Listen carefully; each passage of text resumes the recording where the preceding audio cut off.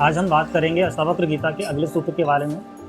लेकिन उससे पहले आपसे कुछ पूछना चाहता हूँ कि क्या आप कभी नेगेटिव फील करते हैं? क्या आपके अंदर कभी डिप्रेशन टाइप की फीलिंग आती है? कभी ऐसा लगता है कि सामने वाला जो व्यक्ति है वो मुझसे बहुत अच्छा है, वो मुझसे बहुत अच्छा काम कर रहा है, उसके पास बहुत सारा पैसा है, धन दौलत है, सक्सेस है। कभी खुद पर दया सी आती है कि मैं ये नहीं कर पाया या मैं ये अचीव नहीं कर पाया। हो सकता है अपने दोस्तों को देखते हैं कि ये पढ़ाई में बहुत अच्छा है और मैं पढ़ाई में अच्छा नहीं हूँ। ये सब सोच करके कभी ना कभी नेगेटिव हो जाते हैं। अष्टावक्र आज राजा जनक को समझा रहे हैं कि ये जो हीन भावना है, ये जो तुच्छ प्रवृत्ति है, तुच्छ चित्त है, यानी कि तू छोटा सोचने लगता है खुद को, ये सोचना भी गलत है। आइए जानते हैं अष्टावक्र गीता में अष्टावक्र राजा जनक को क्या बता रहे हैं। अध्याय 1 सूत्र नंबर 16। त्वया व्याप्तम इदम विश्वम त्वयि प्रोतम यथार्थतः शुद्ध बुद्ध स्वरूपः त्वं म गमः श्रुद्ध चित्तताम, यानी कि यह समस्त संसार तुम ही में समाया है और तुम इस संसार में पिरोए हुए हो। यही वास्तविकता है। इसीलिए सभी दोषों से दूर स्वयं प्रकाशित संध्यात्मक वृत्ति को मत प्राप्त हो।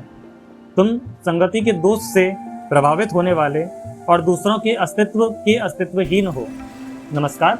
अष्टावक्र गीता के इस सूत्र में गुरु अष्टावक्र राजा जनक से कहते हैं कि तुम इस संसार में ठीक इसी तरह से हो जैसे कि एक माला, जो मोतियों की माला होती है, और एक धागा है। इसी तरह से तुम इस संसार में हो कि तुम वह धागा भी हो जो कि तुम वो धागा हो जो कि इस माला के सभी मोतियों को एक साथ पुरे हुए हो। साथ ही तुम वह मोती भी हो।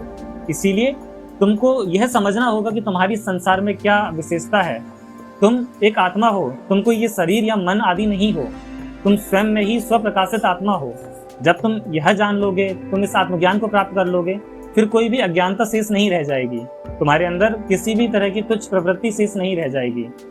जब आप यह जान लेते हैं कि आप एक शुद्ध चेतन आत्मा है, उस समय में आप इस संसार को अपना ही मान करके चलते हैं। उस समय में आपकी ये सोच नहीं होती कि ये सामने वाला मुझसे अलग है। भिन्नता ही नहीं रह जाती है, एक रस्ता आ जाती है कि सभी एक समान ही है।